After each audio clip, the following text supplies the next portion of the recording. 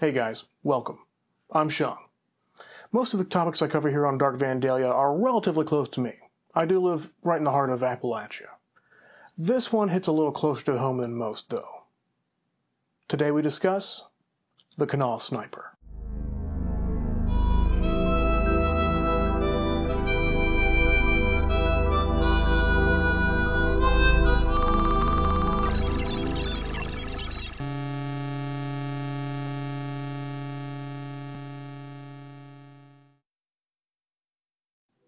In fall of 2002, the entire east coast of the United States was enveloped in fear. John Allen Muhammad and Lee Malvo had gone on a massive killing spree.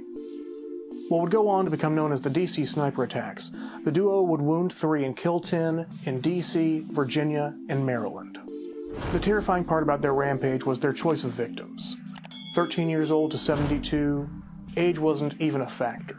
There was no clear motivation. Parking lots, grocery stores, just walking down the road. Nowhere was safe. On October 3rd, 4 people were killed in less than 2 hours. The pair's murderous rampage finally came to a close on October 24th on Interstate 70, just outside of Myersville, Maryland. During this spree, the duo will travel as far south as Ashland, Virginia. That's 2 hours south of DC. This would put West Virginia well within their range. Charleston, West Virginia. Population, around 50,000. The area is home to 2 primary industries, both of which have seen better days. Coal production had been slowing in the region for a number of years for various reasons. The Kanawha Valley, also known as the Chemical Valley, was home to many chemical plants which were the other primary industry. The chemical plants have been seeing many layoffs for quite some time as well. With the economy continuing to slow, some folks turned to other means to earn an income. Others were looking for a way to ease the strain of their day-to-day lives. This created a vicious cycle, and paired together, the drug crisis spread like wildfire. Skip to August 2003. Now, surely the good folks of West Virginia weren't still scared of some snipers who'd been apprehended in DC 10 months ago. Well, it turns out sniper-style shootings were still fresh in the minds of the residents of West Virginia. Beginning in May of 2003, Charles McCoy Jr. began a series of 24 random sniper-style shootings around the Columbus, Ohio area. And these shootings, they were very much random. Sadly, but also kind of thankfully, only one person was killed. McCoy would shoot into buildings, randomly at traffic. He even shot a school once. His rampage would go on from May of 2003 until March of 2004. News of the Ohio highway sniper may have been a troubling thought in the back of most West Virginians' minds, but for the most part, it was business as usual in the state. This was all about to change. Gary Carrier Jr. was more or less your average sort of fellow. The 44-year-old South Charleston resident had 4 children from a previous marriage. He was a big Dale Earnhardt fan who loved NASCAR, and he worked for a garage. By all accounts, he was a great guy to be around, and he was really good at lightening the mood. On August 10th, 2003, Gary was at the Go-Mart, a local gas station and convenience store chain, on Bigley Avenue on the west side of Charleston. While speaking on the payphone outside, Gary was fatally shot in the back of the head from some distance. A single murder is a tragedy, but not enough to cause an all-out panic in most cases. The panic would begin 4 days later. On August 14th at approximately 10:30 p.m., 31-year-old Jeannie Patton, a mother and Kanawha County school worker, was pumping gas at a Speedway, another gas station, up Campbell's Creek, which sits just outside of Charleston. The thunderous roar of a gunshot echoed down the holler. Jeannie had been shot in the head. The bullet had come from between 30 and 35 yards away. Around an hour later, sometime near 11:30, 26-year-old Okie Meadows Jr., a divorced father who was preparing to enter college, had stopped at the Go-Mart near Cedar Grove on Route 60. It sits about 10 miles away from Campbell's Creek. The store locks its doors at around 10 p.m. Any transactions after that have to be done through their late-night security window. Oakey'd simply gone out to buy some milk. While he was going to pay for it, he was shot in the neck from a distance of around 70 yards. With 3 seemingly random murders occurring in such a short amount of time, it was no longer safe for area residents to be outdoors. Simply stopping at a convenience store or gas station is something that people don't put any thought into. It's normal. Completely unremarkable. Normally, the biggest decision one has is whether or not you want to get a snack and a drink while you're there. That peace of mind had been taken away from residents of Kanawha County and surrounding areas. The shootings had occurred not only downtown, but also halfway up a holler. The last shooting occurred at a gas station that sits practically in the middle of nowhere. There was also another incident that came to light from 5 months earlier in Kanawha City, just across the river from Campbell's Creek. It involved a man being shot in the chest from a long distance when he exited the Kroger, a local supermarket. Though it was never directly connected to the other 3 murders, members of the community had to wonder how safe it was to go about their everyday lives. People would go out in groups when they were doing their normal business and have a spotter looking around.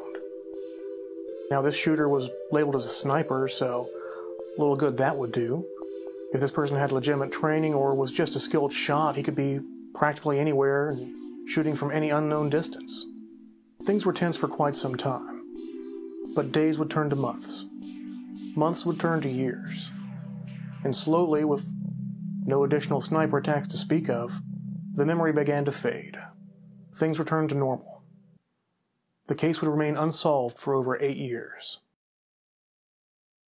There were hundreds of suspects, but investigators were left with very little to go on because all that was left at the scenes were the bullets themselves. More than 12 teams were formed over the years to try and find leads on this. A middle-aged guy, a female public school worker, a younger guy getting ready to go into college. Things just didn't add up. The shootings certainly appeared random. No connection between any of these individuals was immediately clear. Reports of a full-size truck leaving the scenes didn't help investigators all that much. In West Virginia, such a sight's not exactly uncommon. It also didn't help that they were reporting that the trucks were either dark green, maroon, or black, and all the sights were taking place at night, so hard to narrow down the search that much that way. Persons close to the victims were contacted, but those, paired with other leads, just sent investigators spinning round and round. Amid all the noise, one name kept popping up. Sean Lester. Sean Lester had actually been on the police radar since well before the shootings had occurred, due to a felony drug charge. A former U.S. Marshal involved in that case actually stated that he had pinned Sean Lester as the shooter within 48 hours of the murders occurring. According to him, Lester had at least loose associations with all 3 of the victims. One report states that victims' families had steered them towards Lester early in the investigation. Some sources say that Miss Patton was actually the primary target, and she was murdered as a revenge killing for a drug deal gone wrong. The other 2 were just murdered to throw off the scent and confuse investigators. The only thing that's clear is that it took investigators 8 years to feel confident that they had enough evidence to bring Sean Lester into trial. And that was mainly thanks to this conversation. Evidence from an informant may have been the tipping point. He probably know your face, though. Don't worry about that. I'll probably end up having to kill him. They'll stun him, you know, put both of them down, cuff them up. They cooperate, you know what I'm saying? I'll leave them alone, I'll shoot that leg. We start stuffing. Because I'm like, literally, I'm going to have to kill us. He got 2,000. I'll kill him. Go over there, you know, I'll pull some money out front and let him bring his shit out, and I'm gonna just get him with a stun gun. Well, here's the thing. I mean, he's gonna recognize your face. That's why I'm thinking I'll just put him down. Sean Lester speaking openly to his willingness to commit murder led investigators to arrest him on gun and drug charges. With all the information and evidence they had compiled, it was also enough for prosecutors to feel validated in charging him for the 2003 killings. Prosecutors had over 100 witnesses prepared to take the stand, and over 75,000 documents compiled since the crimes had taken place. They didn't have the smoking gun, but they were going to throw everything they had against the man. Then, the day before the trial was due to begin, Sean Lester gave an exclusive interview to local news station WSAZ, proclaiming his innocence. Sadly, I couldn't find the recording, but it must not have gone quite according to his plan. The next morning, before the trial was due to begin, Sean Lester would accept a plea deal that had previously been offered. He would plead guilty to second-degree murder, stating that he was present for the murder of victim number 2, Jeannie Patton. By doing so, charges would be dropped for the other murders. Sean Lester would be sentenced to 40 years behind bars. The DC sniper attacks had actually not been confined solely to the eastern U.S. The duo had actually started their spree all the way over in Tacoma, Washington, on the other side of the country. Washington, Arizona, Louisiana, Alabama, Georgia. 14 shootings, 7 deaths, all at random. With that in mind, one has to wonder if there are any missing pieces in the case of the Kanawha sniper. Did Sean Lester act alone? Was the shooting at Kroger in any way related? There are still many questions that we don't have answers to, and likely never will. The shootings did stop, though, so all we can really hope for is that Sean Lester was solely responsible. So that's the case of the Kanawha sniper. These days, you can go about your business in West Virginia without a care in the world. Take it easy, take it slow. Just take a moment to appreciate that that wasn't always the case. Things may not be that great for all of us, but hey, things ain't that bad either. Thanks for tuning in. This one hit pretty close to home for me. I appreciate you.